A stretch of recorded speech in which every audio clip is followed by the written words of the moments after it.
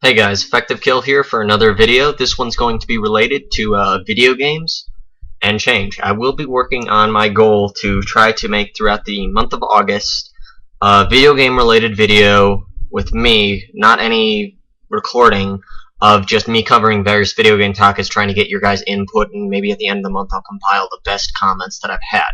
Okay, so what we're going to talk about is video games and the change of the industry. So far, video games have been prone to use the controller. Commonly I have the Xbox 360, but as you see, video games slowly but surely are switching over to a more self-integration type thing. The Wii was one of the great examples of trying to change video games to make it, let's say, healthier. And in my belief, they kind of iffy. They didn't succeed, but they didn't fail. For the Wii, you could do this, and it required no movement. But on the other hand, they had the Kinect. Now, when the Kinect came out, there were a whole mess of people that were all angry about it. I was on the opposite end.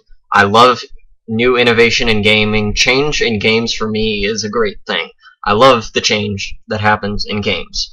But you also get the other spectrum of people that this was probably commonly why people were against the Wii at first, but then came over. But there's the same thing with the Kinect. The Kinect is change. The Kinect is the first full step towards a fully integrated game. The Kinect requires your entire body to play the game, which is a great process. Eventually, in maybe 20 to 30 years at the longest, we may have mostly perfected a full integration where you maybe wear something over your eyes and you stand on a certain platform that's immovable, but you move around on that. You're in this video game world, like let's say a fantasy type world.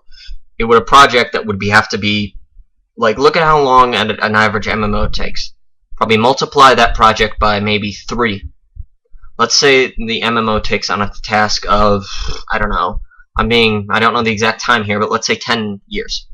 The longest MMO, really integrated. Like, let's say you're taking all the best things from WoW, all the best things from any future ones like Star Wars with voice acting, and adding it together, 8 to 10 years. Times that by 3. For an entire fully integrated world, it would probably take maybe that long. But this is just an estimate. And the reason why I believe that people don't like the Kinect is that it didn't do all the things that it promised to, which on me also, but it didn't do, it does, well, basically, they were afraid of the change.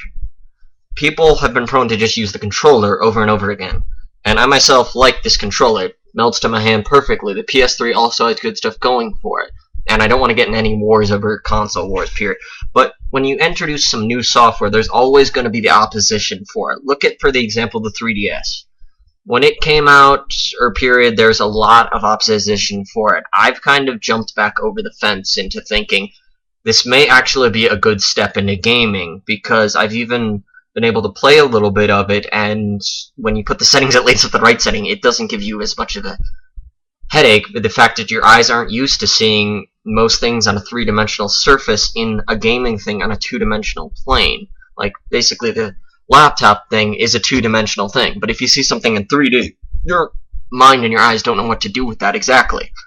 It's the certain change of shape that maybe we haven't gotten used to yet, but that's a whole different topic that I may have covered in the same line. But change in video games.